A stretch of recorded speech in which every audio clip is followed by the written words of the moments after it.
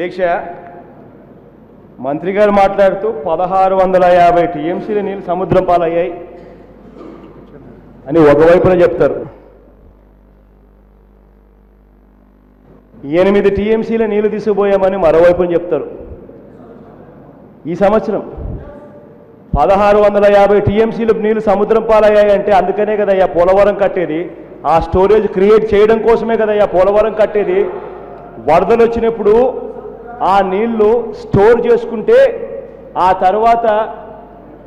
తర్వాత నీళ్లు లేని సమయంలో నీళ్లు ఇచ్చేదానికోసమే కదయ్యా ఆ స్టోరేజ్ కెపాసిటీ. అందుకే దాన్ని పోలవరం అని అంటారు.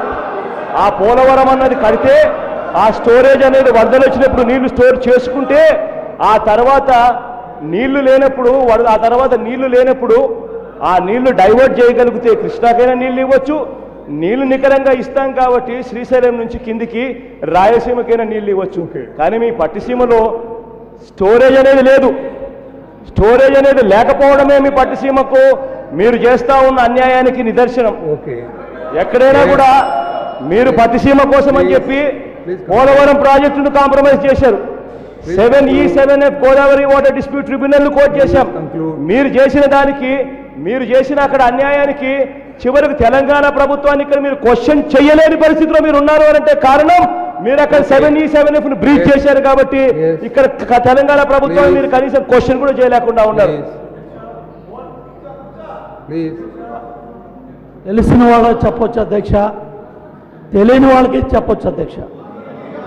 ఇవాళ పట్టిసీమ ఎత్తిపోతల పథకం అనేది 28 మీటర్లు లిఫ్ట్ చేసి కృష్ణా ప్రవాహం వచ్చినప్పుడు ఆ పంపు మోటార్ ఆపుకునే అవకాశం ఉంది. ప్లస్ అదేవిధంగా ఆ నీళ్ళని చింతలపూడి లిఫ్ట్ కింద, అదేవిధంగా నాగార్జున సాగర్ ఆయకట్టు కింద కృష్ణాకు ఏదైతే లెఫ్ట్ కెనాల్ కింద ఆయకట్టును కాపాడుకోవడానికి జాగ్రత్తలు తీసుకున్నాం అధ్యక్ష. జల్లేరు రిజర్వాయర్లో 20-25 టీఎంసీలు నిలబెట్టడానికి చర్యలు తీసుకున్నాం అధ్యక్ష. పోలవరం ప్రాజెక్ట్ 2018 అవుతుంది కాబట్టి ఈ సంవత్సరం 2400 కోట్ల పంట కాపాడితే బాధ్యత గల ప్రతిపక్ష నాయకుడిగా మంచి పని చేశారు, ఇంకా తొందరగా చేయండి అని చెప్పి అడగాలి అధ్యక్ష. 2 పోలవరం ప్రాజెక్ట్ అధ్యక్ష 1947లో ఉమ్మడి మద్రాసు రాష్ట్రంలో ఆ రోజు ప్రారంభమైన ప్రాజెక్టు ఇవాళ డయాఫ్రమ్ వాల్ పనులు అమెరికా నుంచి జర్మనీ నుంచి యంత్రాలు తీసుకొచ్చి ట్రాన్స్ట్రాయ్, బావర్ జర్మనీ, అదేవిధంగా L&T అధ్యక్ష 2018